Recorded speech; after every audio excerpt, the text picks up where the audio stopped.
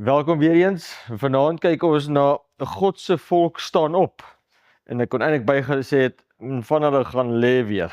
Maar nou ja, vanaand gaan ons 'n bietjie kyk van hoe God se volk opgestaan het en waarvoor het hulle opgestaan en wat het hulle gedoen. En ons is baie bly dat ons die woord van God het wat ons 'n bietjie meer touwys maak rondom wat die toekoms hou. En dit is ongelooflik hoe dinge presies gebeur het soos dit hier staan. Voor ons begin, kom ons bid saam. Nie weer, ek lees 'n plakkaatjie hierso teen die muur wat sê, staan vir wat reg is, al staan jy alleen. En dit is tog wat u ook van ons verwag. As u het beloof, as ons vir u opstaan, sal u vir ons ook opstaan. En leer ons dan waarvoor ons moet staan in die lewe, en leer ons dan, soos u beloof, deur die woord. Dankie my God. Ons vra weer eens, waar 2 of 3 in u naam teenwoordig is, sal u ook wees het u beloof. Ons maak staat op daardie belofte, en die belofte dat u Gees ons sal lei in alle waarheid. In Jesus naam, amen. God se volk staan op. Nou, ek gaan julle net gou eers weer terugvat hier na Tessalonisense toe, en ek wil net geweer probeer, ek sien daar soos 'n ding na bo, hè. Hoe gaan hy weggaan? Nee, hy wil nie weggaan nie. Moet try weer. Nou is hy weg. OK. Ek gaan julle weer terugvat na 2 Tessalonisense 2 vers 3 tot 4. Laat niemand julle op enige manier mislei nie. Op enige manier. Want eers moet die afval kom en die mens van sonde geopenbaar word, die seun van die verderf. Met ander woorde, Paulus hierso kyk in die toekoms en die Here het vir hom die vermoë gegee om te sien, maar eers gaan daar 'n afval kom. Eers gaan daar 'n misleiding kom. Eers gaan ons deur 'n dip gaan. En dan gaan dit geopenbaar word. En dan gaan die oë oopgaan. Die teestander, Antichrist, wat hom verhef bo al wat God genoem word of voorwerp van aanbidding. Hy maak homself hoor as God of enige voorwerp van aanbidding. Julle het dit gesien toe ons maandag aand se lesing gedoen het. God wat bo al wat God genoem word of voorwerp van aanbidding is, sodat hy in die tempel van God as God sal sit en voorgee dat hy God is. Want die verborgenheid van die ongeregtigheid is al aan die werk. Met ander woorde, hier het al, in Paulus se tyd het hy al gesien hoe hierdie verborgenheid van die ongeregtigheid, hierdie valsheid begin bewerk het, ingekom het. Net totdat hy wat nou teehou, uit die weg geruim is. En dan sal die ongeregtigheid geopenbaar word. Met ander woorde, op 'n stadium gaan die ongeregtigheid geopenbaar word.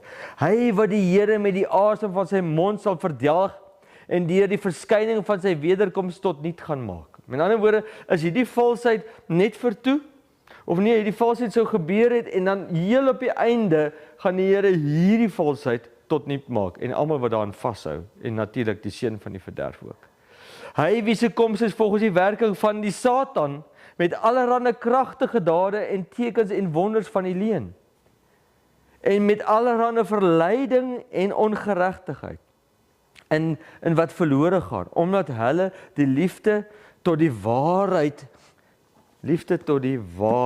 omdat jy alleen staan, soos daai plakkaatjie gesê het, wat ek daar in die badkamer gelees het. Liefde vir die waarheid, nie aangeneem en gered geword het nie, omdat dit nie aangeneem het nie. Kom ons kyk bietjie na hierdie teks vanaand weer. Nou, Openbaring 2 en 3 vertel ons van 7 kerke. Nou ja, dit is ook 7 kerke in Klein-Asië of Turkye vandag. Jy kan na hierdie kerke gaan kyk. Ek het voorheen gehad om 6 van die 7 te gesien het in een van my toere. Ons het vasgebrand, toe kon ons nie die laaste een sien nie, maar baie mooi, die kerke is regtig pragtige plekkies wat ons kon gaan kyk. En dit is 'n simbool van wat deur die eeue sou gebeur met die volk. Dit was 'n ou posstelsel, wat natuurlik begin met Efese, en dan Smyrna, Pergamus, Thyatira, Sardes, Philadelphia, en dan eindig dit af met Laodicea. En so ons het hierdie 7 7 kerke, maar dit was ook 'n ou posstelsel, maar die Here het gekyk en na elke een se eienskappe gekyk en hy het gesê, hierdie eienskappe is waardeur die kerk van God sal gaan tot op die eindtyd. En interessant, ons gaan nie vanaand, is dit nie die studie nie, maar ek wou dit net as 'n agtergrond gee. En as jy wil, kan ons nog so 'n studie doen. Dit gaan 'n paar aande vat, want elkeen is eintlik 'n aand op sy eie. Dit is 'n hele studie op sy eie. En maar so het Efese se beskrywing van die kerk is so van 31 na 100 na Christus in die apostolse tyd. En toe gaan ons oor na Smyrna, wat 'n vreeslike vervolgende tydperk was. En daar sal ons sien, dit was in die tyd toe Plinderly the Younger hy was 'n koning en hy vra vir die keiser toe, sê vir die Romeinse keiser, hy sê vir hom, luister, wat moet ek met die Christene doen? Moet ek hulle gaan vervolg en gaan soek en hulle uitmoor? En hy sê nee, moenie hulle uitmoor moenie hulle gaan soek en gaan sniffel en hulle uitmoor nie. Maar as hulle voor jou kom vir 'n regsaak en jy vind vir 'n enige saak en jy vind uit maar hierdie ouens is 'n Christen, dan veroordeel jy hom omdat hy 'n Christen is. So dit was die basiswet wat daar was, so van net na 100 na Christus, en dit het deurgehardloop so deur die eeue, en met tye het die vervolging baie erger geword as ander tye. Hoekom? Want die Romeinse stelsel, die Romeinse society, het begin val. Die gevolge van die Romeinse manier van lewe het 'n gevolg. Dit is 'n baie losbandige leefstyl gewees. En natuurlik kan 'n losbandige samelewing nie vir ewig bestaan nie. En so het nie net dit, was ook vreeslik korrupt. So die korrupte, die losbandigheid en alles. En met tyd het die hele samelewing begin val en die hele leefstyl van die Romeinse verhaal het begin val en dan het hulle 'n scapegoat. Dis vreeslik Engels vanaand. Het hulle wat is 'n scapegoat in Afrikaans? Ek weet ek nie. Maar in geval het hulle 'n scapegoat gesoek. Hulle het 'n sonnebok gesoek. Hulle het 'n rede gesoek vir dit. En dan het hulle gesê dis die Christene. En dan het hulle die Christene verskriklik vervolg met daai keiser, en as die keiser nie meer daar is nie, en die scenario verander in die wêreld 'n bietjie, dan het die Christene weer kans gehad. En so het hulle baie verskriklike vervolging deurgegaan en hulle was in die katakomese en probeer wegkruip en hulle het in die berge gevlug en hulle het hulle grond verloor en hulle het regtig moeilike tye gehad. Maar hulle was op hope gevang en dan was hulle gevat en op brandstapels, eintlik was hulle was gebruik, hulle het teer oor hulle gegooi en dan was hulle gebruik as lampe binne in die stadions. En dit was verskriklik en die leeu's het hulle aangeval en die mense het gestroom om te kyk hoe die Christene uitgemoor word. Dit was vir hulle baie lekker entertainment geweest. En dis hierdie tyd van Smyrna, tyd van vervolging. En toe eendag 313 van 303 tot 313, julle sal sien as julle lees in Smyrna, sal daar 10 dae sal die hele hewiglike vervolging kry. En die laaste van 303 tot 313 het hulle 'n verskriklike hoë vervolging gehad. Ek dink was die Edik van Milaan as ek reg onthou. In elk geval, dit was 'n groot vervolging wat hulle gehad het vir daardie 10 jaar en toe 313 hier kom Constantijn en hy sê luister ouens, ons if you can't beat them, join them. Maar hoe meer martelare, hoe meer mense het Christene geword. So dit was soos vuur. Die Satan het probeer om hierdie Christendom, om God se kerk te verwoes met fisiese vervolging. En toe hy sien maar hy kom nêrens met fisiese vervolging, en inteendeel dit versprei net meer en meer. Hoe harder ek teen hulle veg, hoe meer word hulle. En toe verander hy sy taktiek. En toe begin hy sê nee maar buddy. En hy kry toe nou natuurlik hierdie visioen of hierdie droom van 'n kruis en hierdeur sal jy wen, want op daai stadium het hy ook geveg teen die ooste kant van die Romeinse ryk wat sy swaar was en hulle het eers saam geveg teen ander en toe veg hulle teen mekaar en op die einde het Constantijn toe die keiser geword van die hele Romeinse ryk weer. En toe maar met al hierdie geveg toe sê kry jy 'n droom wat sê, jy sal wen met 'n kruis.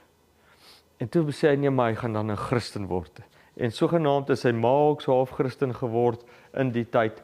En hy laat sy hele weermag deurmarsjeer deur die Rynrivier, en so word hulle sogenaamd gedoop. En so in ander woorde, hulle het so 'n klein nervie van Christendom oor hulle heidendom aangetrek. En die volgende oomblik reël hy, toe kom hy agter my, omdat die Christene so verspreid was die Christelike geloof het nie heeltemal 'n eenheid gehad nie. Die een het bietjie meer dit geglo en die ander bietjie meer dit, en daar was die wat geglo het dat Jesus is nie heeltemal God gewees nie, bietjie minder God, ander weer om heeltemal as God gehad. En daar was daar was 'n bietjie wrywing onder die teologie. Maar nou nie vreeslik nie, maar die teologie was nie oral dieselfde nie. So toe roep hy by 325 na Christus, het hy toe hulle bymekaar geroep, en hy sê toe vir hulle, luister hierso, so die ding bymekaar bring. Maar nou moet julle verstaan, hulle was vervolg vir jare, en hulle was gemartel. So hier kom hierdie Christene aan, die een sy oog is uitgeslaan, die ander een sy arm is afgekap, en hulle lyk regtig nie in 'n baie goeie toestand nie, veral nie die leiers nie. En hulle was baie gemartel in hulle lewe, vir hulle geloof. En ewe skielik kry hulle staatsposisie. So van niks na alles. En die heidense gelowe het nog heeltyd by die staat die geldjie gekry, en hulle was nou die priesters en die dit, en hulle was hoog geag. En ewe skielik moet hulle nou plek maak vir die ouens wat hulle gehaat het. En ewe skielik is daar nou Christendom, en die pagan worship hardloop nou so.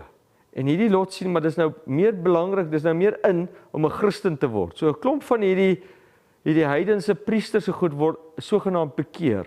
Vir watter rede? Hy wil nog sy huis kan betaal en sy vrou happy hou, jy weet. So met ander woorde, hy wil nog 'n bietjie geldjies kan inkry, en so gaan hulle na hulle toe en dan sê man, wat glo julle? En dan sê die Christene, wel, ons het God wat aarde toe gekom het as mensgebore. Ons het ook. En het julle 'n moeder? Ja, daar is 'n moeder, Maria. Maar ons het ook 'n moeder. Ons het die Gondolupi of die Nana, die god Nana, en daar's verskillende van hierdie forme, en ons gaan 'n bietjie kyk daarna vanaand. En daar was hierdie kompromie wat begin deurkom het. In ander woorde, die Christendom en die heidendom het begin om kompromie met mekaar aan te knoop om hierdie godsdienst te probeer een maak en te vereenselwig. 'n Ekumeniese beweging het plaasgevind, en so het daar 'n klomp heidendom in die kerk binne ingekom. Klomp paganism konsepte het die kerk binne ingekom. So dit is Efese, Smyrna, Pergamus, Thyatira, Sardes, Philadelphia, Laodicea. Julle kan bietjie kyk, ek het dit nou net opgesit. Julle kan na die tyd bietjie net kyk hierna vir interessantheid hoe dit deurhardloop. Maar ek wil fokus op hier by 312 na Christus. Met die slag van Milviese brug het Konstantin volgens oorlewering 'n visioen van 'n kruis gesien met die woorde in hoc signo vincit, wat beteken in hierdie teken sal jy oorwin. Hy het toe beveel dat sy soldate die Christus monogram op hulle skild moes dra. Na sy oorwinning teen Maxentius het hy die Edikt van Milaan in 313 uitgereik wat godsdienstige verdraagsaamheid aan die Christene gegee het. Okay, so dis die Edikt van Milaan was die einde van hierdie vreeslike vervolging. Hoewel Konstantin nie dadelik gedoop is nie, het hy homself as 'n Christen beskou, en is eers in sy sterfbid by 337 is hy toe gedoop. So 'n bietjie 'n paar jaar later. So hierso het ek die hele verhaal by konsilie van Nicaea in 325 het hy almal bymekaar gebring, die leerstellings probeer bymekaar bring. Hy het so agtergekom, hy moet leiding neem om hierdie klomp Christene te een te maak, want hulle glo nie almal dieselfde nie. So hy het hulle bymekaar gekry. Julle kan bietjie gaan lees daaroor, baie interessant hoe hulle lank gestry het oor sekere dinge en hoe hy besluite gemaak het. Interessant hoe die politiek maak besluite vir die Christendom. Met ander woorde, daar kom maar skielik 'n skuif van mag waar Christus en sy mense die hoof moes wees van die kerk, raak dit toe nou 'n ander verhaal, en Konstantin wat niks van teologie eintlik weet nie, Hy raak frustreerd met die storie en hy begin besluit te maak vir hulle part, want hulle kry nie besluit nie, en hy maak goed vas. En hy het Christus simbole in die munte ook soldaat gebruik gemaak, so ewe skielik verander die munte, as jy na die munte gaan kyk, skielik is die Christen simbole ook van toe af op die munte. Die Christendom het eers in 380 na Christus onder Constantijn Theodosius die eerste, die amptelike staatsgodsdienst geword. So met ander woorde, julle kan sien hoe die pagan godsdienst en die Christelike godsdienst het saam gehardloop vir 'n ruk, tot hy toe nou oorgeneem het. So wat het gebeur? Wat het in die kerk ingekom wat voor die tyd nie daar was nie? Ek het net 'n paar opgenoem en ek wil net vir julle uitwys hoe het hierdie afval plaasgevind. So dit was 'n rein godsdiens. Ja, ek bedoel, dit kan nie rein gewees het nie vir die een, dit was ook, maar net logies. Ek bedoel, as jy doodgemaak gaan word vir wat jy glo, dan moet jy 100% seker maak jy weet wat jy glo. Jy sal nie net sê, ja, weet jy, ek staan nou vir wat ek al geloof, nee, môre as ek weer daai geloof. Nee, jy gaan presies weet waarvoor jy staan, voordat jy besluit, luister, ek sal my huis verloor, ek sal my kinders verloor, ek sal my vrou verloor, ek sal my lewe verloor, vir wat? Vir wat? Vir iets wat meer belangrik is as my lewe. En toe hulle nou begin inkom, raai wat is van die eerste goed, by 320 na Christus, is daar ewe skielik die idee gewees van nonne en monnike het begin inkom. En voor dit was daar monasteries, mooi verstaan, want monasteries se begin was eintlik goed. In die tyd van vervolging was dit heel goed gewees eintlik, want toe dit nou oorskakel, het hulle die monasteries eers begin van, luister, dit raak te sekulêr. Dis te veel pagan goed wat inkom. Hulle onttrek die mense wat baie naby aan die Here leef, baie van hulle, nie almal nie, maar van hulle gaan toe en hulle onttrek hulle self bo berge weg van hierdie klomp heidene af. En hulle wil net niks met die heidene te doen hê nie. En so in die begin was dit 'n goeie idee, maar wat doen jy nou heeldag daar op die berg? Jy sit daar, plant vir 'n bietjie groente, en dan wat dan? En van hulle het nou ryk geërf ook, die geskiedenis vertel van hulle het ryk geërf, so hulle sit regtig, en hulle loop af, gaan koop hulle iets, dan gesit hulle op die berg. En dan wat doen 'n ou wat ledig is? Hy vang nonsens aan haar, nee. En so gebeur het, die Here het nooit gesê ons moet op 'n berg gaan sit en ledig wees nie. Hy het gesê ons moet aktief tussen mense werk en mense help in die lewe. En hulle doen dit absoluut toe glad nie. En so gebeur het dat daar nuwe stelsels in plek kom, en waar daar in die pagan wêreld was daar tempelmaagde genoem, dis alles behalwe 'n maagd, in my geval, tempelmaagde, en nou sê hulle, maar kom ons gaan oor, wat gaan ons nou met hulle doen, en hulle word toe deel van hierdie verhaal, en jy kry toe nonne, en jy kry monnike, en dan word hulle trou nie, kom ons dink nie te veel daaroor nie, maar die punt is, hulle trou nie, en hulle sê, hulle gaan hulle self ten volle vir God gee. Nêrens in hierdie Bybel sê dit, as jy jouself heeltemal aan die Here wil gee, moet jy nie trou nie. Nêrens sê dit hierso, dat jy moet 'n monnik wees, of 'n non wees, om dan nou vir die Here te kan werk. Maar dis waar dit toe begin inkom. En waar kom dit vandaan? Nie van God af nie, dis van die pagan verhale. Die heidense verhale. En toe die volgende, Maria aanbidding. Toe kom Maria aanbidding in, want hulle vra toe nou, sê, julle het ook julle het 'n maagdelike geboorte, weet jy, ons het ook eene. Sy naam is Tammuz. O, regtig? Ja, dit het gebeur, en hulle vertel die storie nou, wie is Tammuz? Tammuz is Semiramis se seun, en hoe die stories loop, en die mites hardloop is, Semiramis was getroud met Nimrod. Julle ken van Nimrod. Nou Nimrod, die geweldenaar, hy het natuurlik Babylon en Nineve begin, en sy vrou het verder aangebou met dit, en 'n paar jaar later, hier word sy skielik verwagtend, en sy kry 'n kind. Jy kan nie dit doen nie, jy het dan nie 'n man nie. Wie se kind is dit nou? O nee, dis die gode se kind. Die gode het my toe nou laat verwagtend raak. En so word hierdie kind Tammuz gebore, sogenaamd uit 'n gode verhaal uit. En so word hy op die einde 'n god.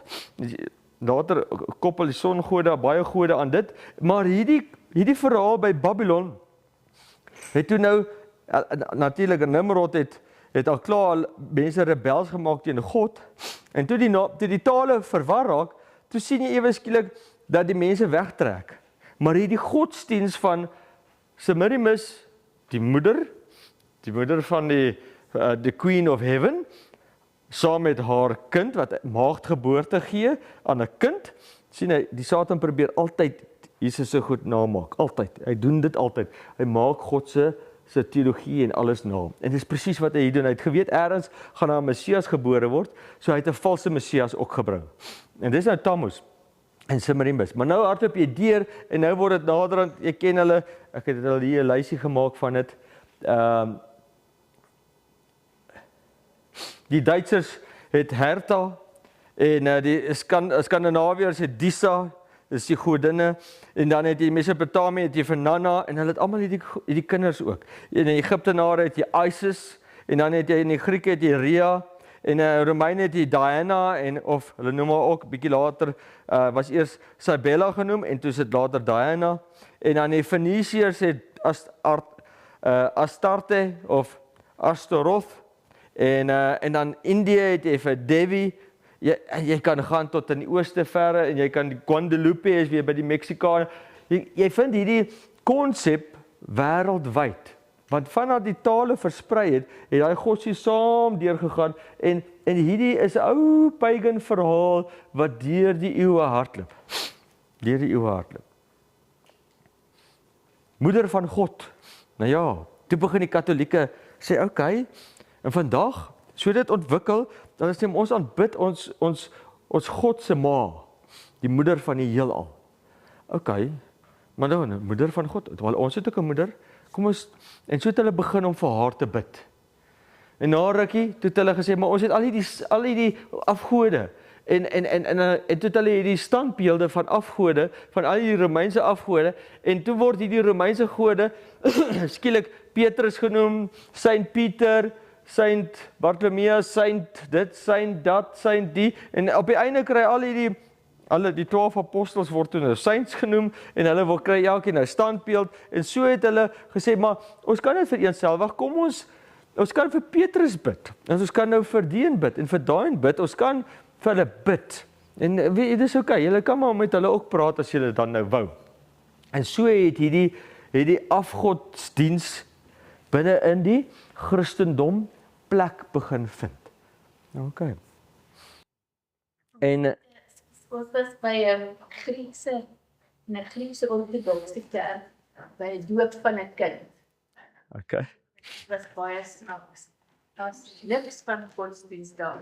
Niks. Nee. Net rituele. Dis alles rituele. Die prediker of wat hy ook al mag wees, Ja. het nie een keer vir die woord gepraat nie. Myne. Twee familie almal, daar gesit in die kerk, en nie een keer het hy na ons gekyk eers. Sien, alles hardloop op rituele. Nou die hele heidense geloof het 'n klomp rituele wat deurgaan, waar hulle deurgaan, en dit het baie vulgêr met tye ook geraak. Vandag is dit nou 'n bietjie gesuiwer van die vulgêr gedeelte, maar daar was baie in die suiwer pagan verhale was dit baie, ja, dit was nou, maar daar's 'n rede vir die tempelhoere, magte en so aan gewees.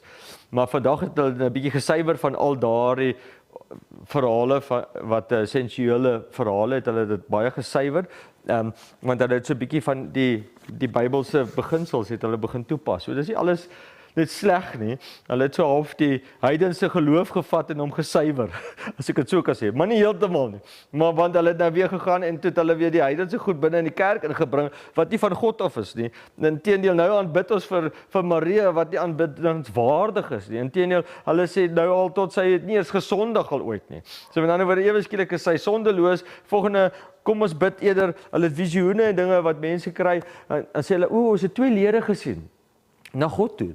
En toe ek by die een leer kom, toe kyk ek op, toe sien ek vir Jesus, en hy kyk af en hy lyk so kwaai. Toe gaan ek na die ander leer, toe sit Maria, en hy sê so vriendelik. Toe vat ek by eerder daai leer. So dis die denke en die denkpatrone en die leerstellings wat hulle vir die mense leer, en op die einde bid jy vir Maria, dat sy asseblief net met kwaai Jesus kan gaan oortuig van sekere goede. En so het Maria 'n middelaar geword, natuurlik nie direk na God toe nie, hulle glo nog steeds Jesus is, maar sy is soos 'n middelaar van 'n middelaar, verstaan? So sy jy werk na haar toe om by Jesus verby te kom, om by God uit te kom. So jy het so hierdie hele trappe van vergelykingsverhaal, en natuurlik is hy die moeder, so as hy die moeder is, gaan hy vir haar luister, hy sal vir haar luister. Dan 'n inheemse tradisie, baie inheemse volke vereer moeder aarde as die bron van lewe en vrugbaarheid. So met ander woorde, ons kry nie net in die antieke gelowe, dan kry ons ook van hulle wat tot die aarde begin aanbid. En nou hier raak ons nou 'n bietjie aan die Greenpeace tipe van mensdom, wat skielik God in alles begin sien. Hulle sien die aarde is die moeder en God is daar binne. So jy kry hierdie konsep dwars deur die geestelike riem van hierdie aarde. En van waar kom dit? Dis 'n pagan, dis satanies, dis nie van God af nie. Dit is van die ander kant af wat dit ingekom het. En dan ook die kruisgroet. Nou ja, hier leer ons nou die hele verhaal. Ek doen ek dit nou reg? Ek weet ook nie eintlik nie, maar die punt is ja, dis so, né? Okay, so hierdie groet sê hulle dis nou die kruis wat nou maar eintlik maar onder se bo-kruis geword het. Ek bedoel hy is definitief nie reg op nie. Nommer 1, nommer 2. Dit het niks met Christendom te doen nie. Dit kom al lank vir 2.500 jaar voor Christus doen hulle al hierdie verhaal. En dit was die teken van Tammuz. So met ander woorde weer eens, dis die ma en die seun se teken, Tammuz se teken, hulle het mekaar so gegroet. Dis wat hulle al gedoen het. En ek wil tot die Bybel praat van die vrouens wat gehuil het oor Tammuz en God het dit as 'n abomination gesien. Met ander woorde totale verkeerde gedrag, duiwelse gedrag, en hy het dit verdoem. Nou vat hulle presies daai godsdienste verhale, presies dit, en hulle bring dit binne in Christendom in. So julle kan bietjie lees van Nimrod natuurlik in Genesis 10 en so aan. En dan ook, hier kry ons die rosary.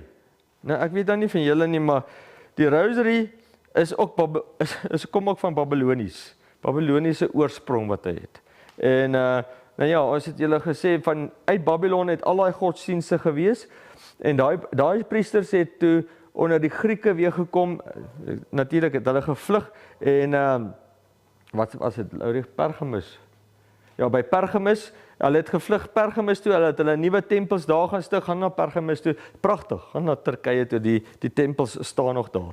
En so het hulle geïnfiltreer en op die einde het hulle die Grieke, die Griekse filosofie, alles beïnvloed, en dit het die Romeinse ryk beïnvloed, en vandag beïnvloed die Romeinse Rooms-Katolieke Kerk, en so gaan dit nog steeds wêreldwyd. So met ander woorde, daai filosofie, daai godsdienst, daai heidense godsdienst, hardloop so deur die eeue deur. En hierdie gebruik van die rosary, of die rosekrans en met die gebede, hardloop.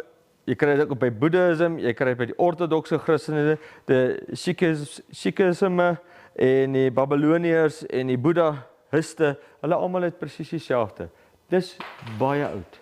Dit kom van Nimrod se tyd af, mense, hierdie valse godsdienst. En nou het dit al die pad gekom tot binne in ons Christelike wêreld. So ek het net soveel tyd vanaand. So hier het ek 'n lys wat ek wil hê julle kan vir julleself gaan ondersoeke doen, van hoe het die kerk gevalle geraak.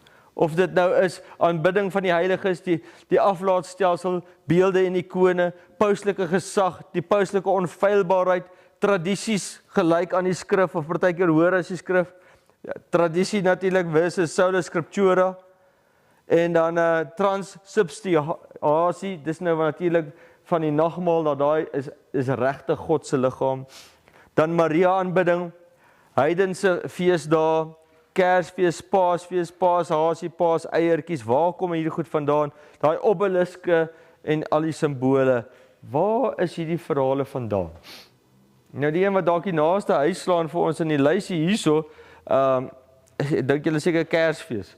Nou, ek wil nou nie vreeslik Kersfees aanvat nie, want dit is ook goeie goed, baie van dit is goeie goed wat gebeur, maar dit is nie, die oorsprong lê nie hier nie. Eerste plek het Jesus nêrens vir ons gevra, hy met sy geboorte moet nou gevier word. Die tweede plek, as dit in die middel van die winter is, soos die noordelike halfrond, dan was daai klomp skaapwagters nie in die veld nie.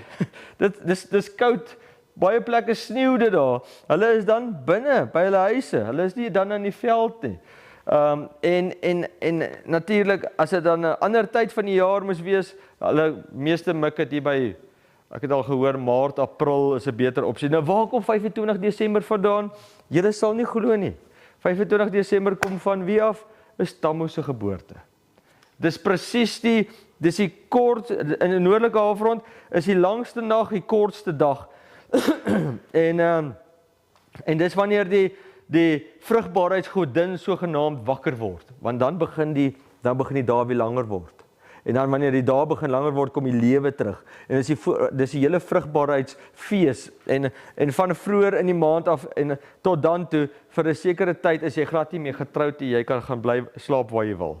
So dis 'n hele feesverhaal wat in die pagan verhaal het ons nou net gaan suiwer. Het ons net gesuiwer, as ek dit so kan sê. En tot vandag toe het ons dan nou hierdie besluit dat Kersfees is 25 Desember. En ek dink die Israeliete of die Jode sê hulle geboorte van Christus is ergens in die middel van die jaar. Dis wat ek sê. So met ander woorde, die 25 Desember is weer Dis nou daai ding. nee, dit is deel van die Katolieke het dit ingebring. Maar hulle het dit gekry van die pagan verhaal af. Okay. Dis die heidene het dit ingebring. So ek probeer net uitwys 'n klomp heidense punte wat nie Bybels is nie. Daar's niks in die Bybel van dit nie. En tog het dit in ons kerkstelsel, ons geloofstelsel ingekom. En maar dit is nog steeds 'n goeie tyd om net terug te dink aan Jesus se geboorte. Ek gaan nou nie dit wegvat nie. Ek probeer maar net sê, hier's goed wat ingekom het. En wat nie Bybels is nie. Maar ek gaan na een van hulle kyk. Ek wil graag hierdie definisie van die Holy See graag lees. Dit is nogal 'n baie raakvat definisie. The papacy is just what prophecy declared that sea would be.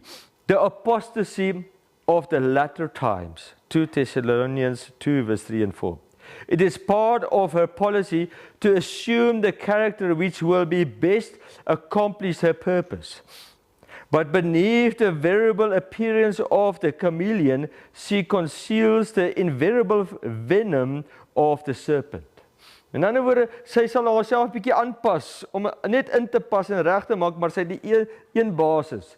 En dit is hierdie venom, dis hierdie gif van die duiwel homself. Faith ought not to keep with heretics, nor persons suspected of heresy, she declares. Shall this power, whose record for 1,000 years is written in the blood of the saints, be now acknowledged as part of the Church of Christ? Is die vraag. In ander woorde, hierdie mag wat so heidendom so ingetrek het, wat tot hulle self gelyk wil stel, of die paus gelyk stel met God, en die priester homself bo God se keuses en besluite gemaak het, en wat alles so wil verander van Christendom, kan ons dan ewe skielik sê, hulle is Christene? Hoe is dit? Hulle het dan die Christene doodgemaak. Dit is 'n valse godsdiens.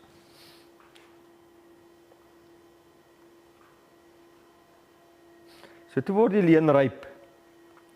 En ek gaan vir julle net gou 'n bietjie van die verhaal vertel van hoe die protestante toe begin het. Hoe het die protestantse beweging begin? Wat het gebeur?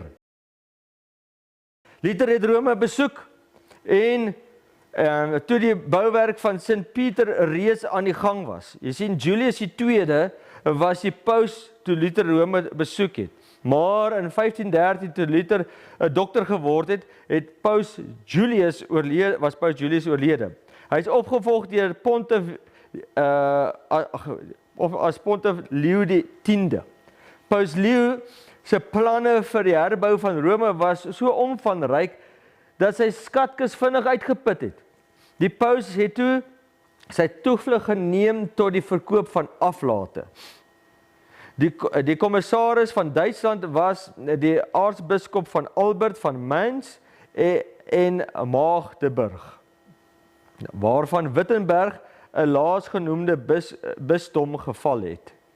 Hy het 'n ooreenkoms met Rome gesluit waarin hy toegelaat is om die helfte van die opbrengs van die aflaatverkope in Duitsland te behou. Nou wat is aflaatverkope? Kom ons kyk wat is aflate. 'n Aflaat. 'n Aflaat was 'n kwytskelding van die tydelike straf vir sonde.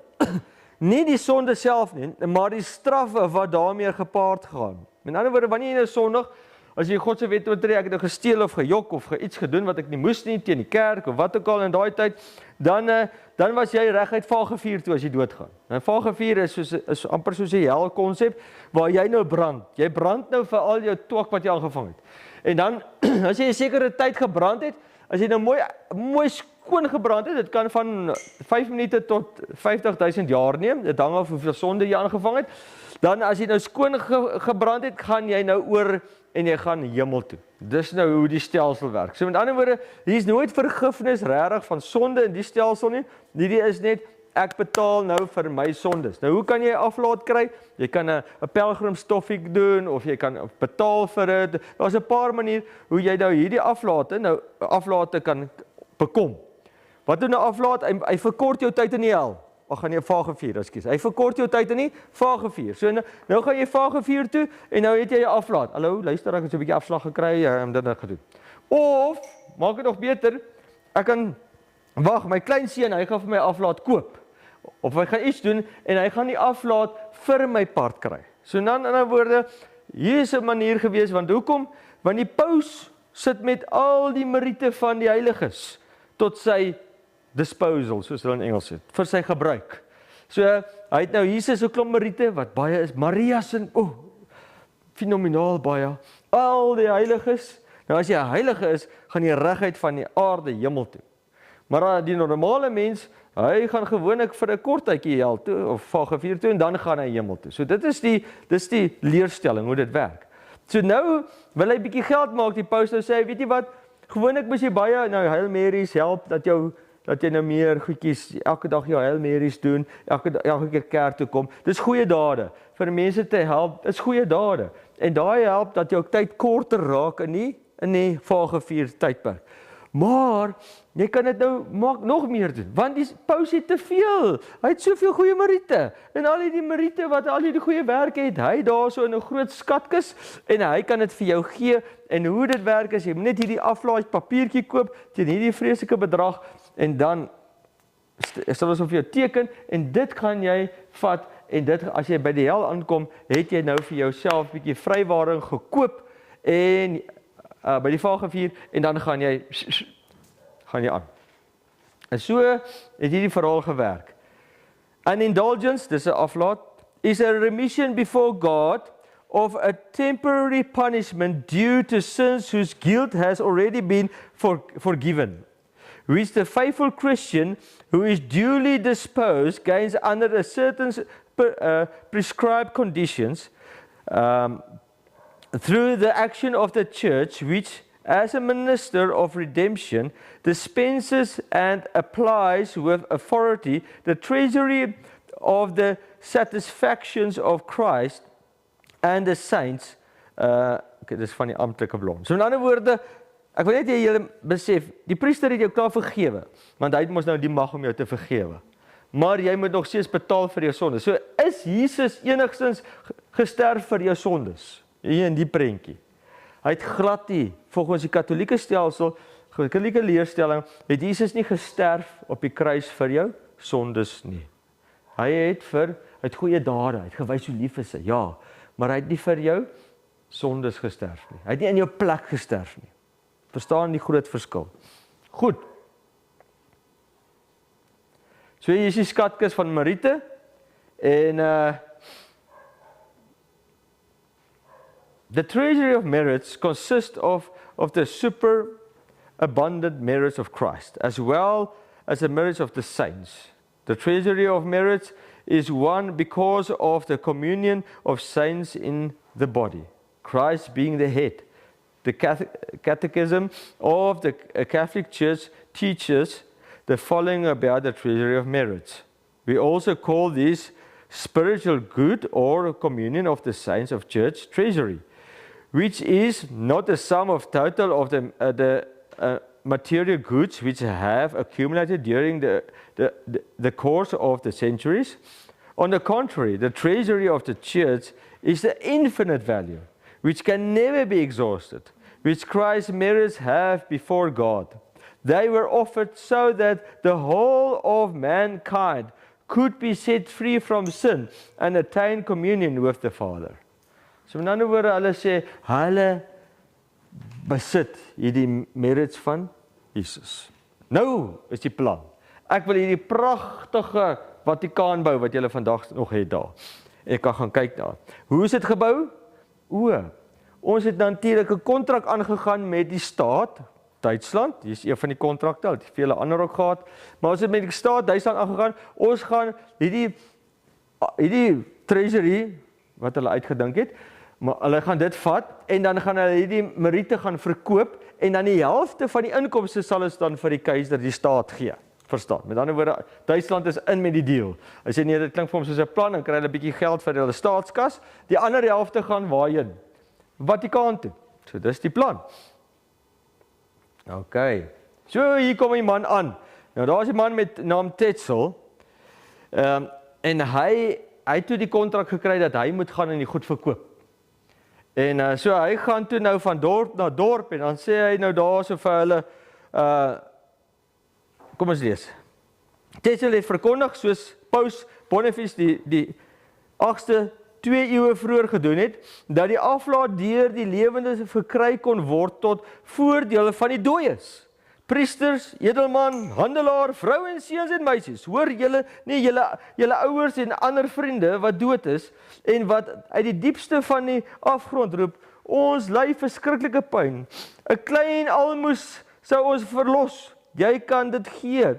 En hoekom sal jy nie?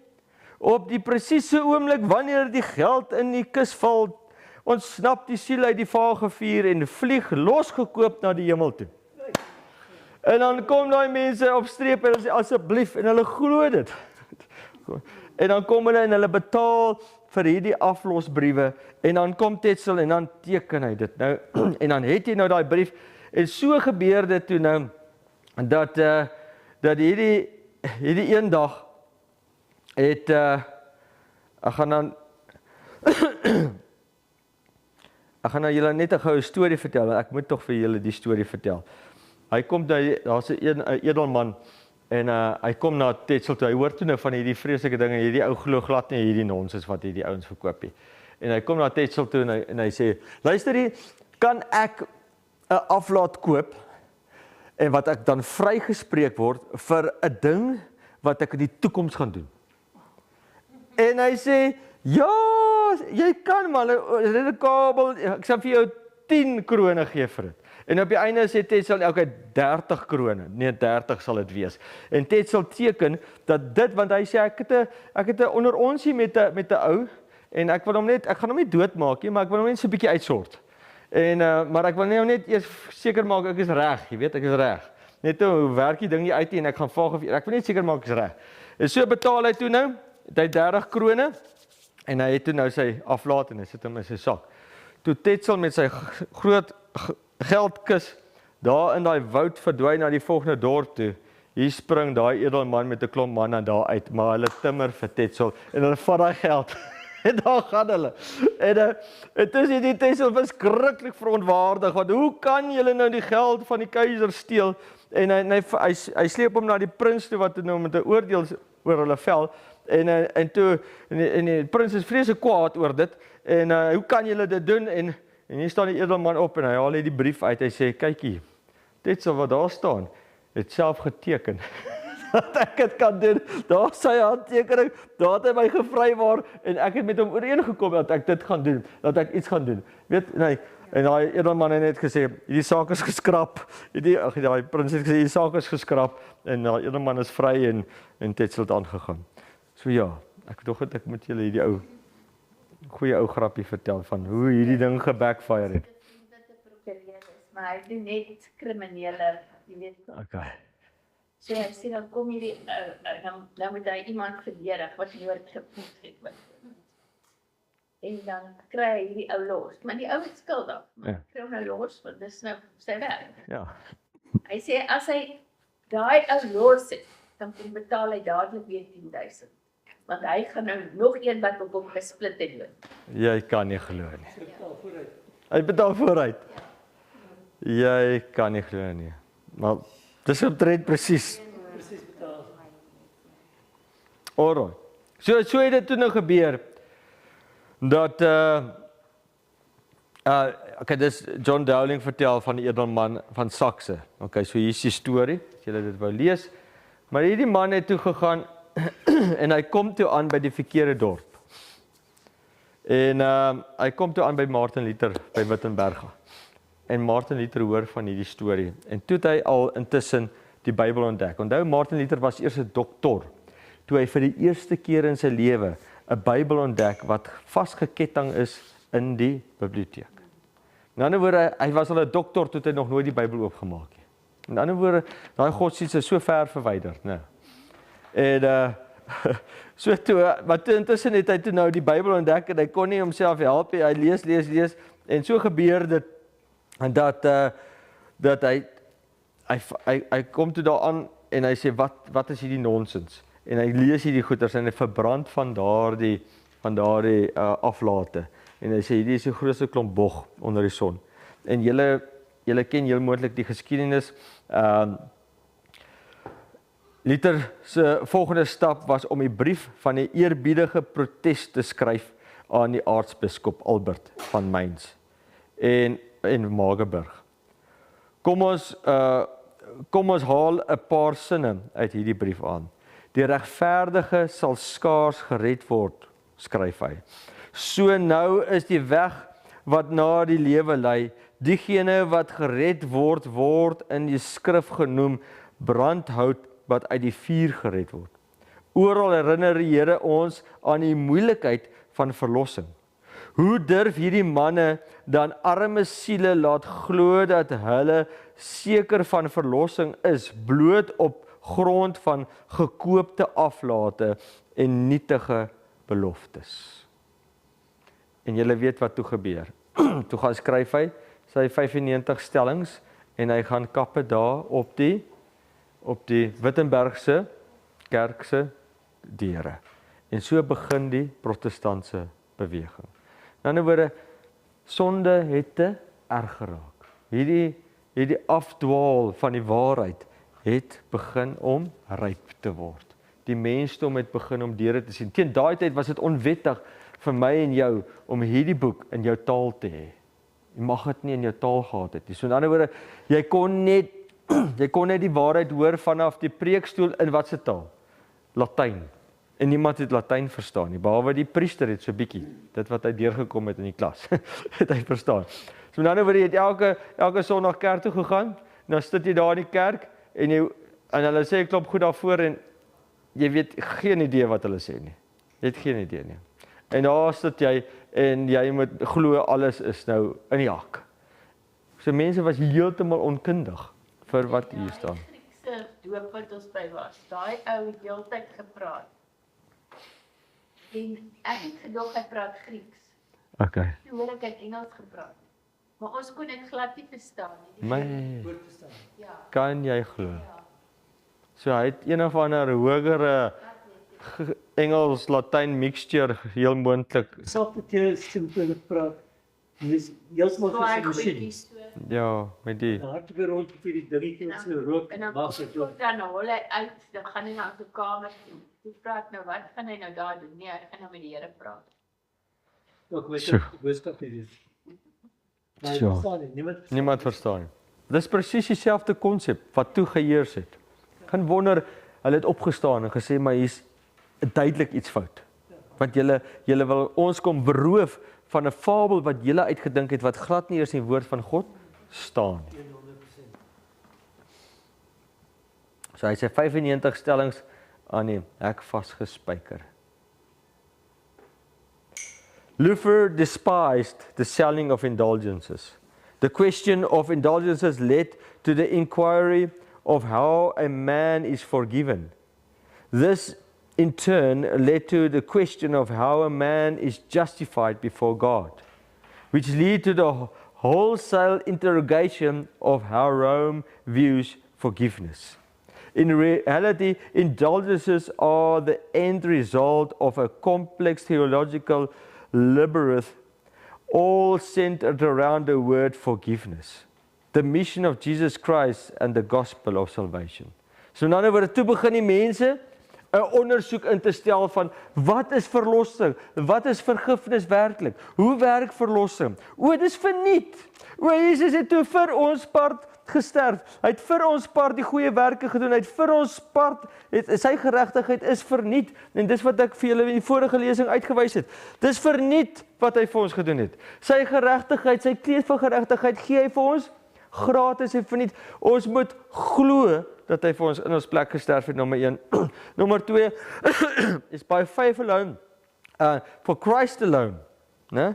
En net deur hom alleen is daar vir ons verlossing. Daar's geen ander manier. Jy kan dit nie koop nie, jy kan dit nie verdien nie. Dis not by your works nie, glad nie. So hulle het 'n keuse gehad.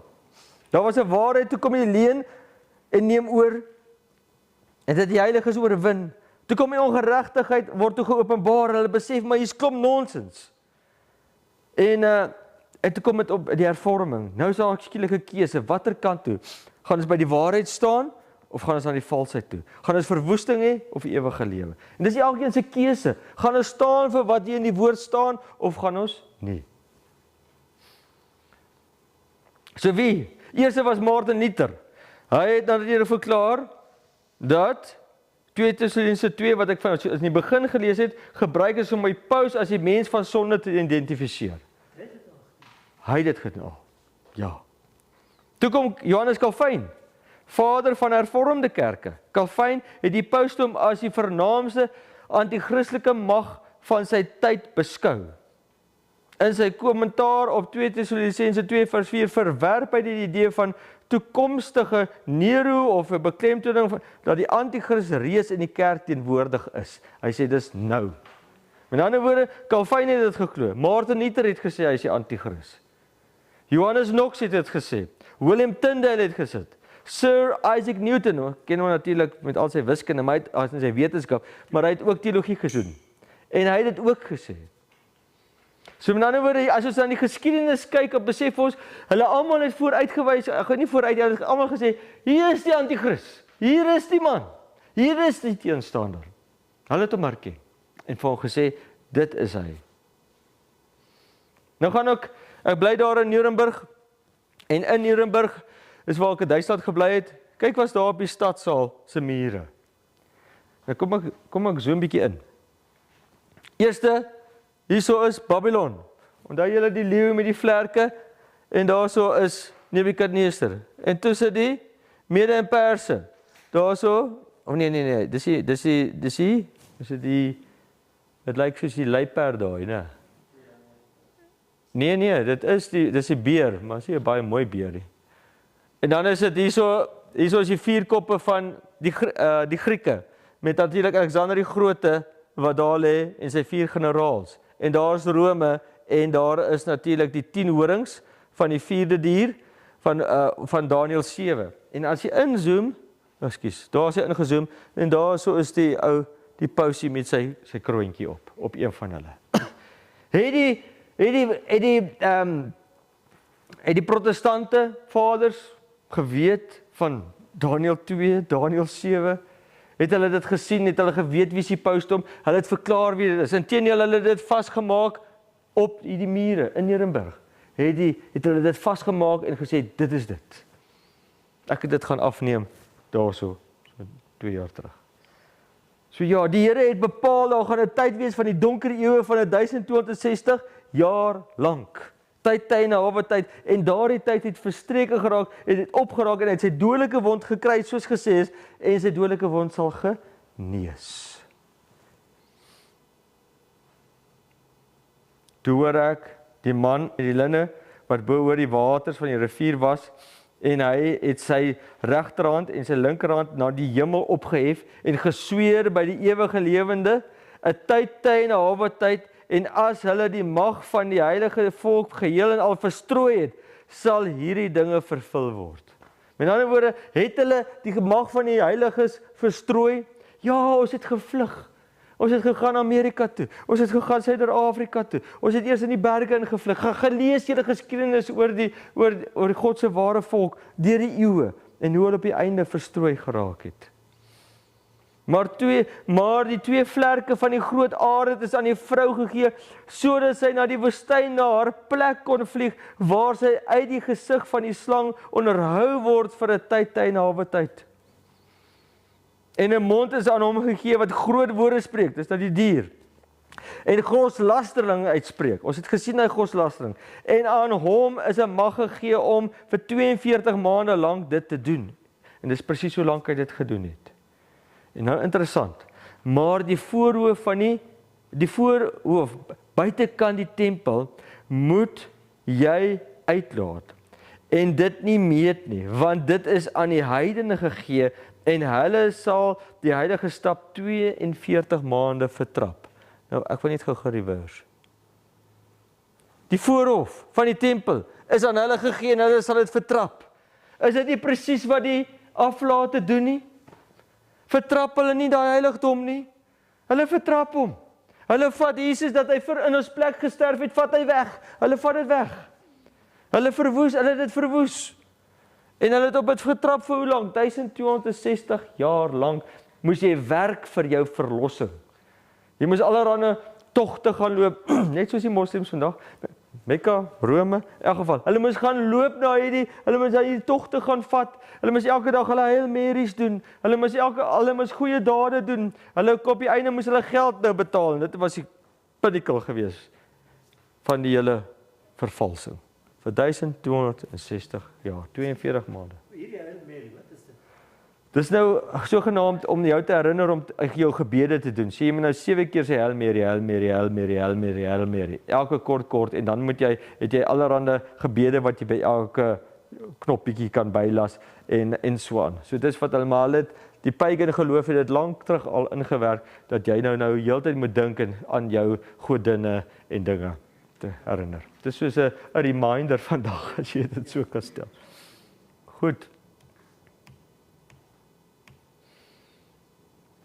God het dan die tye van onkunde oorgesien en verkondig nou aan die mense oral dat hulle moet bekeer.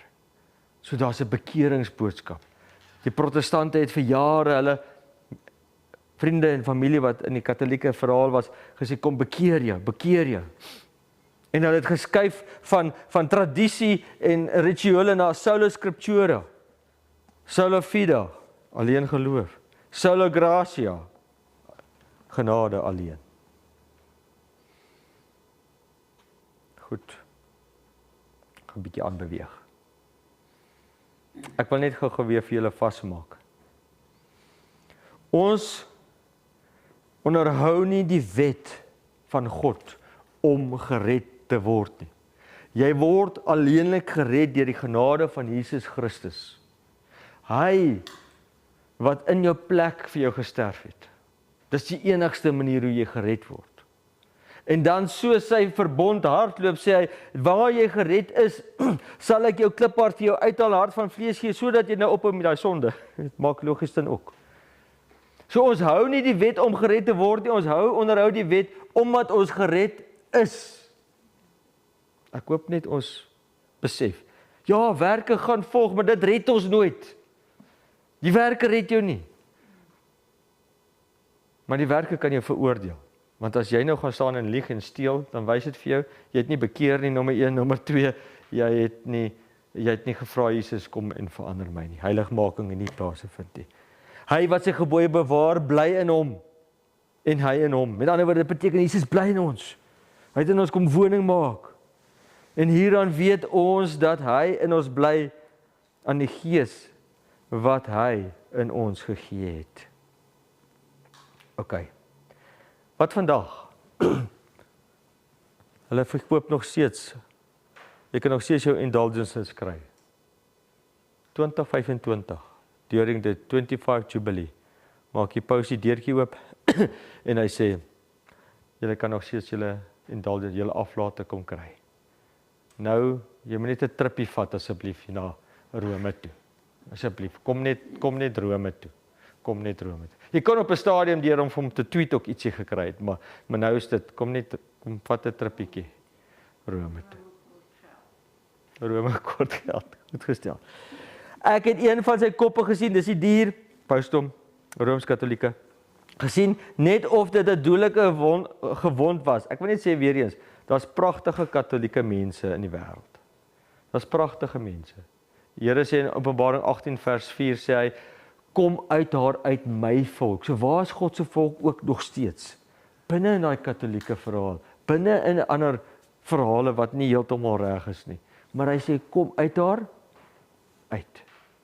Hy roep hulle uit.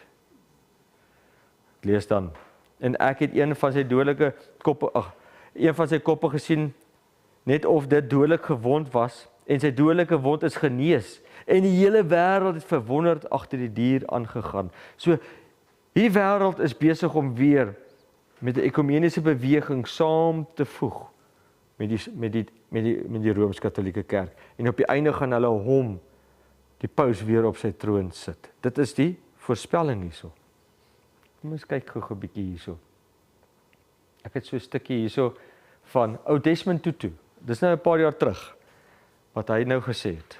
En hoor nou net wat sê die man. All of the faiths of which I know anything speak about the wonder of each one of us. The Jew, the Christian, the Muslim speak of the human being created in the image of God, whose worth is infinite, whose worth is intrinsic. It's a worth that comes with a package. Oh. And the Hindu speaks about how you, I, are really the divine. And become divine. Ek word God. All of these are faiths that speak about how we are made. We're made for goodness. That we're made each one of us to enjoy the divine forever and ever and ever. Ek het hierdie graag gespeel, want ek wil graag hê ons moet besef, daar's 'n teologiese stroom deur die wêreld wat tans die wêreld die laaste 15-20 jaar die wêreld met 'n vloed slaan. En dis die idee dat enige pad kan jou red. Jy kan enige godsdiens wees en dit kan jou red. Alle paaie gaan jou kan laat red en by God laat uitkom. En die gedagte hier is natuurlik, ons almal het 'n divine, ons het almal die image of God.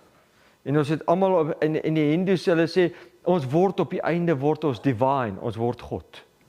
Dis alles die New Age konsep van jy kan God word. Jy kan in jouself 'n God word. En op die einde kan jy vir ewig leef. En jy word divine. Jy word God. En as jy nou 'n Christen is, word jy soos God, maar party van die ouens vat jou verder en sê, jy word God. En hier kom 'n pagan, 'n heidense konsep van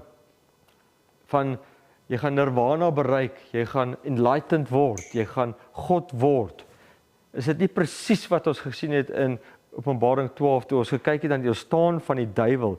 En wat was sy hele ding? Hy wil homself gelykstel met die Allerhoogste. Hy wil self God word. Hy wil in die plek van God wees. En daardie hele ambisie van die Satan het hy ingeburger in sy hele pagan heidense godsdiens wêreldwyd. En hy is besig om hierdie verhale bymekaar te bring. En hierdie gelowe is besig om almal een te word.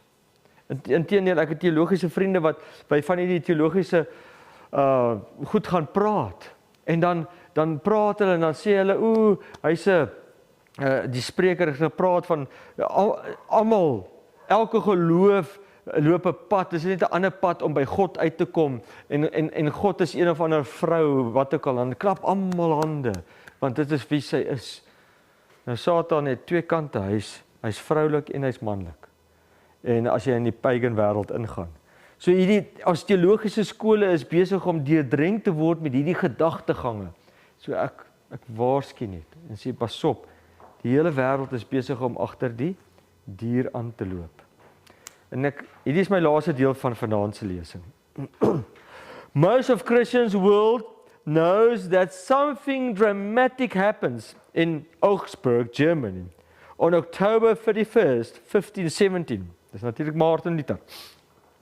On that day, an obscure monk, let wel, named Martin Luther, ambled up a north door of the castle church in Wittenberg and nailed 95 theses on the door. What many Christians may not know is that on October 31st in 1999, 482 years after Luther lodged his protest, another dramatic event took place on that very site, choosing the very same day and location of Luther's challenge. Representatives of the Roman Catholic religion and the Lutheran World Federation signed an agreement entitled Joint Declaration of the Doctrine of Justification, which is called JDJ. So onthou JDJ is, want in die ander dokumente wat julle gaan lees, sal dit net JDJ kry, is the Joint Declaration of Doctrine of Justification, hailed by some enthusiasts as an end to the Roman Catholic Protestant divide. This document has received much press and attention worldwide. Okay, so hier so teken hulle dit en hulle almal teken te lekker aan hierdie dokument wat sê ons beklei nie meer nie. Ons is nou weer in dieselfde paadjie, dieselfde bootjie. sien julle die wond is besig om te genees? Sien julle hoe hierdie verhaal, die hele wêreld gaan weer verwonderd agter die dier? Kom ons kyk. First and foremost, the DJG, this is Joint Declaration, is not representative of the conservative wing. So hy sê hulle hier is 'n paar van die literane wat sê wag, nee, maar die groot meerderheid het gesê kom ons gaan vir dit. Kom ons lees wat sê die luister wat sê. Now why is it historic? Because in 1999 the Roman Catholic Church and the Protestant Lutheran Church signed an agreement that brought an end to the protest. Luther believed that we were saved by grace through faith alone. Amen. But that's not it. The Catholic Church believed that we were saved by works. And that was the protest. In 1999, they wrote this together. Because in the Protestant church, we had a lot of cheap salvations. People were getting born again, but no fruit whatsoever. And because we didn't even look for fruit, it wasn't the issue, because it wasn't necessary for salvation. And no, it's not. But it's a good judge if you are saved. So what these two churches did, they put the two definitions together. Listen to it. I'm reading verbatim from the Catholic Vatican website. Justification means that Christ himself is our righteousness, in which we share through the Holy Spirit in accord with the will of the Father. Together we, Catholics and Protestants, Lutherans, believe and confess that by grace alone, in faith in Christ's saving works, and not because of any merit on our part, we are accepted by God and receive the Holy Spirit, who renews our hearts while equipping and calling us to good works. Kom ons kyk gou net na wat het hulle gesê. Ek wil net vir julle sê, hierdie ouens is geniaal. Okay, jy word nie 'n biskop as jou IQ hier by 120 is nie. Verstaan? Jy moet geniaal wees om daarin te kom. So hierdie ouens is verskriklik en onthou, daar staan verborgenheid op hul kop. Nou kyk net hoe ongelooflik slim het hulle dit geskryf, dat van jou wêreldsbeskouing as 'n protestant lyk dit goed. En van die katolieke wêreldbeskouing lyk dit ook goed. En hulle het soveel verander aan hulle geloof. Maar albei aanvaar dit. Hoe het hulle dit gedoen? Want jou woorde se definisies het skielik ander betekenis volgens waar jy staan. Hoe onderduims is dit? Dan dink jy jy's een, maar jy is absoluut glad nie. Kom ons lees dit. Together we confess by grace alone, en dan Martin Luther gesê by Christ alone, nou is dit in faith in Christ's saving work. Nou ons as protestante dink onmiddellik, ja, hy het in my plek gesterf. Dis wat ons dink. Wat dink die katoliek as hy daai woorde sê? By Christ's saving works. O ja, hy het vir my meriete gegee. Verstaan nou die verskil? Hoe hulle nou net daai, dis dieselfde woorde, maar wat dit vir my beteken en wat dit vir hulle beteken, is twee verskillende goed. And not because of any merit on our part, ja, want ek kry mos nou sy meriete. So ek het nou kry sy meriete. Jesus het nie, hierso staan niks van die feit dat hy in my plek gesterf het nie. Hier staan niks van vergifnis nie. Hulle begin net by grace alone in faith in Christ's saving works, and not because of any merits on our part, we are accepted by God and receive the Holy Spirit. Okay, so ek hoef nie vergifnis te gekry het hierso nie. Nommer 1. Nommer 2, wat se works praat hulle nou hiervan? Wat se werke het Jesus gedoen? Hy het nou mense gesond gemaak. Dis wat die katoliek dink. Jo, hy het 'n klomp mense gesond gemaak. Hy het vir 'n klomp kos gegee. Hy het 5000 mense gevoed. Dit sy works. Kyk wat dit fantasties het hy gedoen. Dit het niks met ons verlossing te doen nie. Die feit dat hy in my plek gesterf het, het met my verlossing te doen. So in ons gedagte gaan dink ons aan die saving works is die kruis. En in hulle gedagtes is dit hy het 'n klomp goeie dade gedoen. Sien julle wat gebeur? Sien julle hoe teken jy 'n ding en wat dit vir jou beteken en wat vir die ander ou beteken, het amper niks met mekaar uit te doen nie. En dan on our part, we are accepted by God and receive the Holy Spirit, who renews our heart while equipping us, calling us unto good works. Okay, nou maar goed. Hoe teken hulle albei en nie een van die twee het soveel gedoen aan wat hulle glo nie? Hulle het niks gedoen nie. Inteendeel, elkeen dink die ander ene dink soos hy dink. Maar nou loop hulle saam. Nou sê hulle nou protesteer ons nie meer teen mekaar nie. Inteendeel, my kinders en my vrou het skool gegee in Duitsland, dan gaan hulle daar in die Luteraanse kerk in en dan is dit alles rituele. Dis hulle sê hulle gebede op, dis rituele wat plaasvind. Dis amper maar presies Katolicisme, net 'n ander baadjie. Baie rituelagtig. Op daai vlak sê ek is baie dieselfde. Hierso, so dis nie net die Luterane nie. Inteendeel, daai video wat julle gesien het was by Kenneth Copeland. Dis een van die groot ekumene Pinkstermense in Amerika se kerk wat daai ander biskop gepraat het, Tony Palmer. En hierso net daarna toe gaan Kenneth Copeland en 'n klompie daar's Tony Palmer, daar's Kenneth Copeland en 'n klompie van hulle en hulle gaan toe na die paus toe, want die paus het hulle toe, as jy die res van die video kyk, nooi hulle uit en hulle gaan saamwerk. On January 21, 2014, a message from Pope Francis was delivered to a meeting of the religious leaders at the Fort Worth, Texas-based Kenneth Copeland Ministries. This message was delivered by the Episcopal Bishop Tony Palmer. So hulle het toe nou gaan kuier by die paus en die paus was eintlik heel bly dat hulle wou kom en so het hulle gesê hulle gaan nou saamwerk verder. Kom ons luister 'n bietjie na Kenneth Copeland. The protest is over.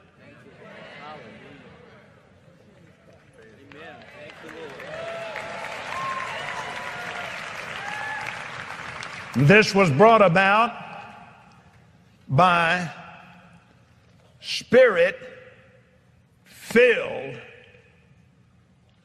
Pope and Spirit-filled Lutherans that got together in the Holy Ghost. Now, take a good look at that picture. The night before, we had a dinner together before we met with Pope Francis the next day. That many evangelicals in one room Folks, you don't get it. I believe that the Catholic Church and the Christian Church, we're going to come together right now.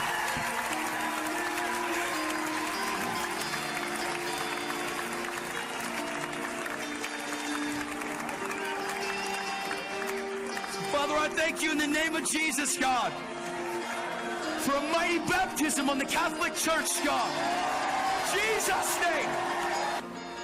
I thank you for a massive baptism on the Catholic Church. I thank you for the fire of heaven in Jesus' name. God, I thank you in Jesus' name. Jesus' name. Jesus' name. We have far more in common than what divides us. When you talk about Pentecostals, charismatics, evangelicals, fundamentalists, Catholics, Methodist, Baptist, Presbyterian, on and on and on. Well, they would all say, we believe in the Trinity, we believe in the Bible, we believe in the resurrection, we believe salvation is through Jesus Christ. These are the big issues. Sometimes Protestants think that Catholics worship Mary like she's another God, but that's not exactly Catholic doctrine. There's the understanding, and people say, well, what are the saints all about? Why are you praying to the saints? And when you understand what they mean by what they're saying, there's a whole lot more commonality. But the most important thing is, if you love Jesus, we're on the same team. The unity that I think we would see realistically is not a structural unity, but a unity of mission. Every year an ecumenical meeting is held with the Pope, called the Conference of Secretaries of Christian World groot Communion. gelowe, dis secretaries bymekaar saam met die paus en hulle beplan wat is ons volgende stappe verder van die groot Christelike organisasies van die wêreld. En ek wil dit vir julle wys om vir julle te sê eerste plek hierdie woord is besig om waar te word.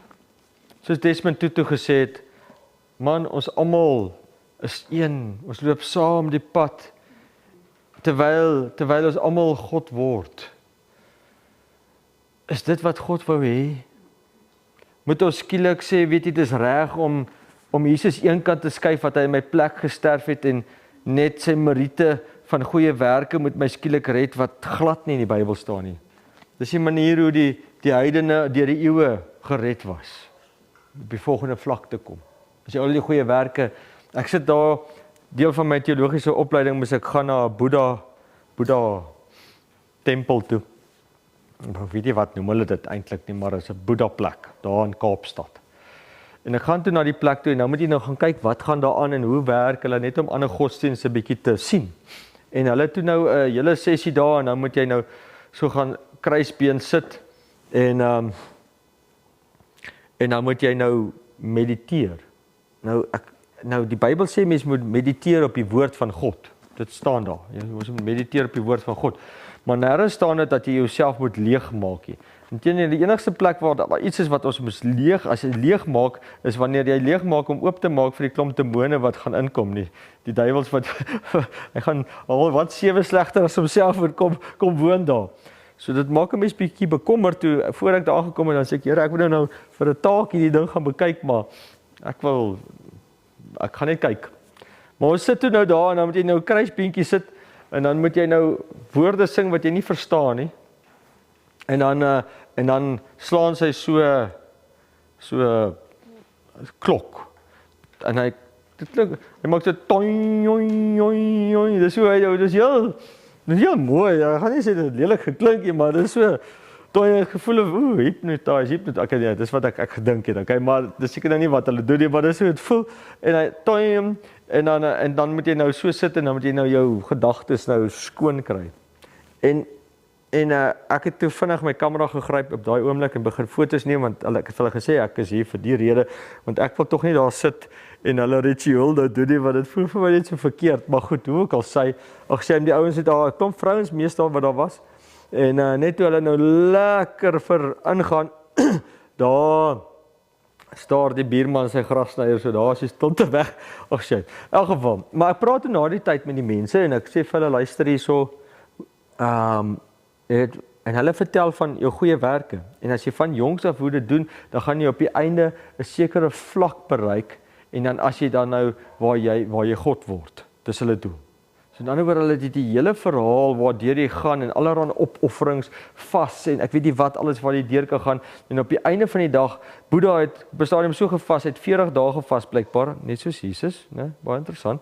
En maar hy was so maar, toe hy so in sy maag vat, toe voel hy hierso is 'n ronde ding en toe vat hy so vas en toe sit sy rugstring. En dis nou wat hulle sê, okay. So, maar hy later het hy toe nou mos nou weer, jy weet, maar hy het 'n klomp ouens om hom gehad en die hele verhaal. En interessant, maar nie een van daai vrouens. Ek het 'n bietjie opgelees oor Boeddhisme en ek vra het geweet waaroor gaan Boeddhisme regtig. Hulle het geweet hulle kom om skoon te maak en hulle kry hulle self reg dat as hulle doodgaan gaan hulle 'n hoër status in die lewe wees. So hulle het gekom om net vrede te kry. Dit was hulle doel. Hulle weet nie wat hulle glo nie.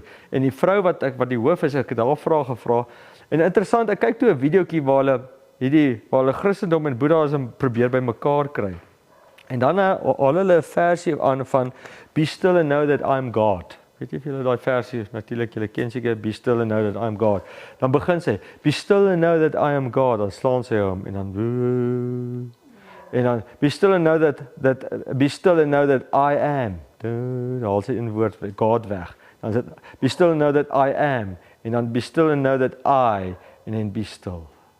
So interessant hoe God uitgehaal word en toe sit I en toe sit weet die am en toe sit net I en toe praat en hy sê I wil be, kyk hy so op, toe dink ek, is dieselfde konsep wat deurhardloop. Maar goed, hier sien ons die wêreldkerke en wêreldgeestelikes kom by mekaar en hulle is besig om 'n ekumeniese ding te vorm. En daar is ook die Abrahamic Accord wat besig is om die 3 gelowe onder Abraham by mekaar te probeer kry.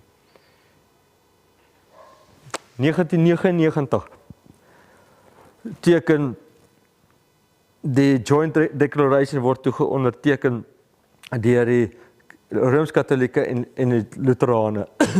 2006 teken die Wêreld Methodistische Raad 'n soort gelykie en later het hulle self die onderteken. In 2016 die Anglikaanse Konsultatiewe Raad bevestig en geassosieer met die verklaring. 2017 die Wêreldgemeenskap van Gereformeerde Kerke sluit amptelik aan by die verklaring. En dit is nou in 2014 wat die Kenneth Copeland en daai ekumene in Amerika begin het om ook by die Vatikaan aan te sluit. Hulle het nou nie 'n vreeslike raad wat almal insluit nie, maar hulle het so stuk vir stuk begin bywoon. So in 2017 toe kom die gereformeerde kerke. Insluit in Suid-Afrika se gereformeerde kerke is deel van hierdie raad en hulle onderteken dit ook. 2019 het hulle almal saamgekom en hulle het weer herbevestig hulle verbintenis tydens 'n konsultasie by die Notre Dame Universiteit. Ons sien, ek wil nou nie almal verdoem, want ek weet daar's pragtige kinders van God oral.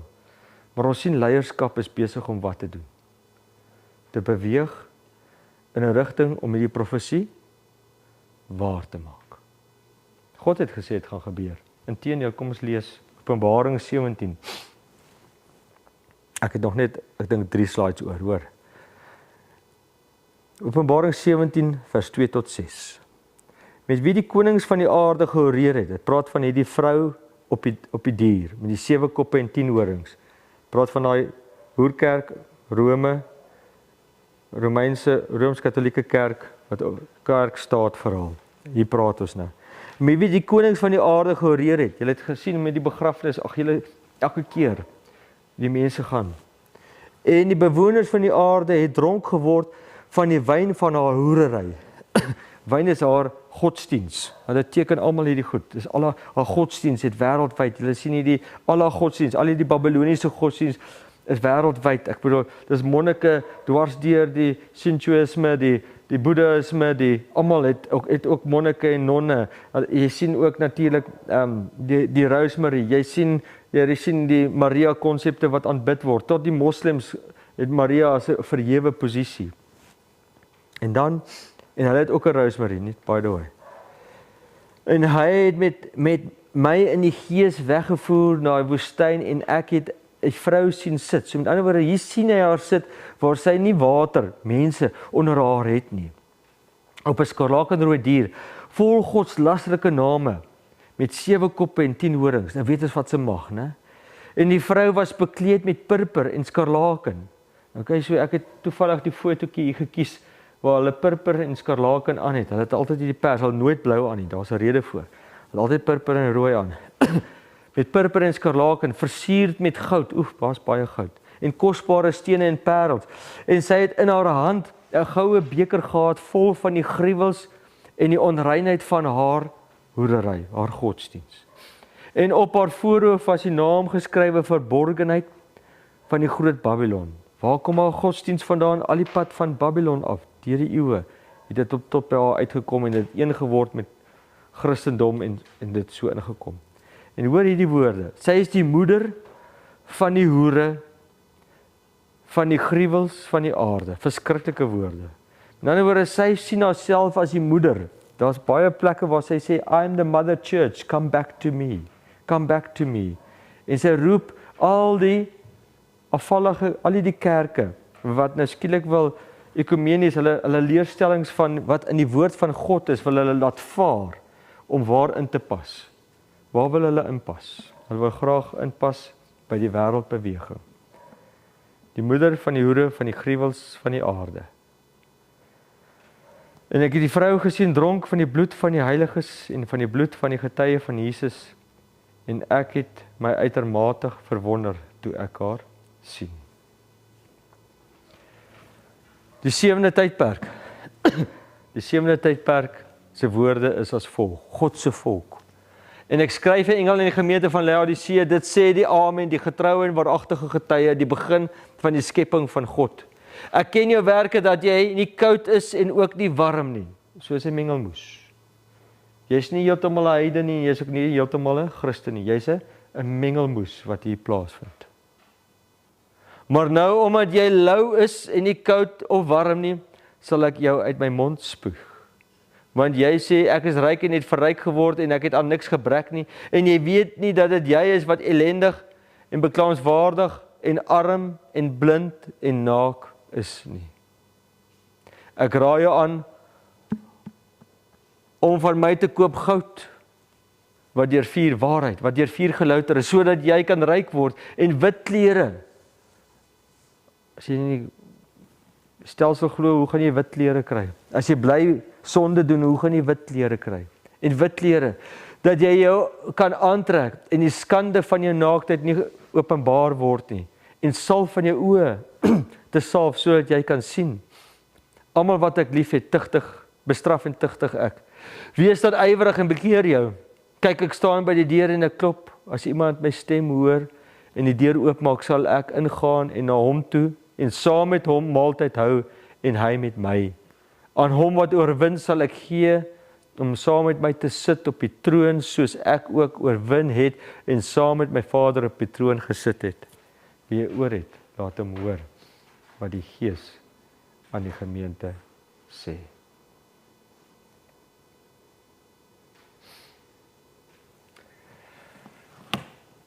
Mense, ek wil net hê elkeen van ons moet 'n besluit kan maak in hierdie lewe. Gaan ek staan vir wat hier staan in hierdie woord, of gaan ek meegesleep word deur die strome van teologie wat hierdie wêreld soos 'n vloed slaan? Maak seker, die Here sê elkeen moet sy eie heil uitwerk. Jy moet self seker maak jy is op die nou pad. Jy moet self seker maak jy doen wat hier staan. Jy moet hierdie volg met alles wat jy het. Maak seker jy volg, jy het nie 'n sonde wat die 10 gebooie uitwys. Jy het nie 'n sonde wat jy nog moet voor bekering vra en sê, jammer Jesus, ek het nou gesteel of wat ook al. Jammer, ek het nou hierdie sonde gedoen. Maak seker jy staan reg voor God, want hy kan jou vergewe en hy wil. Hy het in jou plek gesterf vir dit. Maak seker jy het wit klere aan en nie jou eie vuil gemors nie. Alright. Ek wil net graag sê ons protestante kerke het opgestaan. Ons het al die nonne verwyder, ons het die Rosemary verwyder, ons het al die goed verwyder. Ons nog 'n hele lang lys. Daai was net die begin. Daar's 'n lang lys van hervorming wat die hervormers laat deurgaan het. En hulle met die jare het hulle hervorm en weer 'n bietjie geval en weer gehervorm. Dis hoekom daar verskillende hervormende kerke is, maar die punt is hulle het so gemaak en op soek na waarheid, weer terug na die oorspronklike waarheid toe. En dit voel vir my of ons besig is om terug te beweeg. Rick Warren sê, man, Maria, ja, jy moet net verstaan, ons verder sê hulle, ja, ons visualize net hoe lyk God en sê, maar dis nie regtig die beeldjie wat ek kan bid nie. Hulle maak jou mak weer, terug te vat na goed toe, wat die Here lankal verdoem het. En gesê, dit is nie van my af nie. OK, kom ons bid saam. Liewe Heer, ons wil graag warm wees. Ons wil graag in U vashou. Ons wil graag in U waarheid vashou. Ons wil graag nie deur die strome van teologie van die beker met al die wyn van dronkheid, van haar hoerery, van haar godsdienst, ons wil nie dronk word van dit nie, my God. Ons wil graag in U vashou tot U weer kom. Ons sê dankie dat U vir ons gesterf het en in ons plek gesterf het. En dankie daarvoor, liewe Heer. Dankie dat ons dit kan aanneem. Help ons om ten volle nie in rebellie met U te wees nie, asseblief. En help asseblief die leiers van hierdie kerke om hulle oë te laat oopmaak, dat hulle besef waarmee hulle besig is. Dat baie van hulle besig is om die werk wat die oorspronklike protestante, die pioniers gedoen het, is hulle besig om dit gedaan te maak. En dat hulle ook tot bekering kan kom, asseblief my God, in Jesus naam, amen. Dankie julle.